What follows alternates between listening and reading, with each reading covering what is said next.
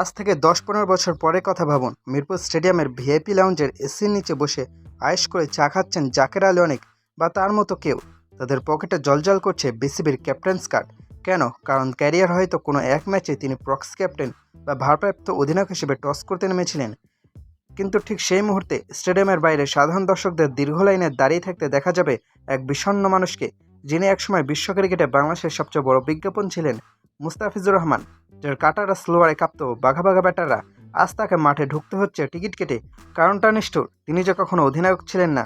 বিসিবির বর্তমান নিয়ম অনুযায়ী যারা ক্যাপ্টেন্স পাবেন তারা পাবেন আজীবন উন্নত চিকিৎসা এবং বিসিবির মেডিকেল গাইডলাইন। কিন্তু যারা স্রেফ দেশের জন্য দিনের পর দিন বল করে গেছেন, ইনজুরিতে শরীরটা শেষ করে দিয়েছেন, তাদের জন্য কি আছে?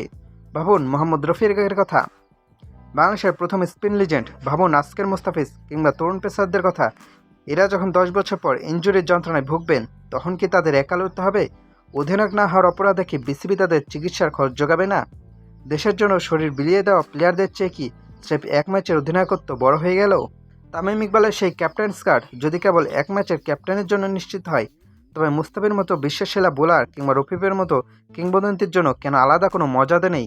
মুস্তাফিজ যখন আইপিএল থেকে বাংলাদেশের পতাকাকে ব্র্যান্ডিং করেন, তখন কি বোর্ড তার অধিনায়কত্বের সার্টিফিকেট খোঁজে? যখন উইকেট নিয়ে মাঠ মাতান, তখন কি আমরা বলি না যে এটাই আমাদের সেরা সম্পদ? অথচ ক্যারিয়ারের শেষে সম্পদগুলোকে ছুঁড়ে ফেলে দেওয়া হয় আস্থা করে। তাদের চিকিৎসার কোনো গ্যারান্টি নেই কোনো ভিআইপি মর্যাদা। আমাদের দাবি খুব পরিষ্কার, যদি এক ম্যাচের প্রক্সি ক্যাপ্টেনের জন্য বিশেষ সুবিধা থাকতে পারে, তবে মুস্তাফিজ রফিকের মতো লেজেন্ডদের জন্য 10 গুণ বেশি সুবিধা সম্পন্ন লেজেন্ডস কার্ড কেন থাকবে না? এই কার্ড শুধু মাঠে ঢোকার জন্য নয়, এটি হবে তাদের আজীবন চিকিৎসার গ্যারান্টি।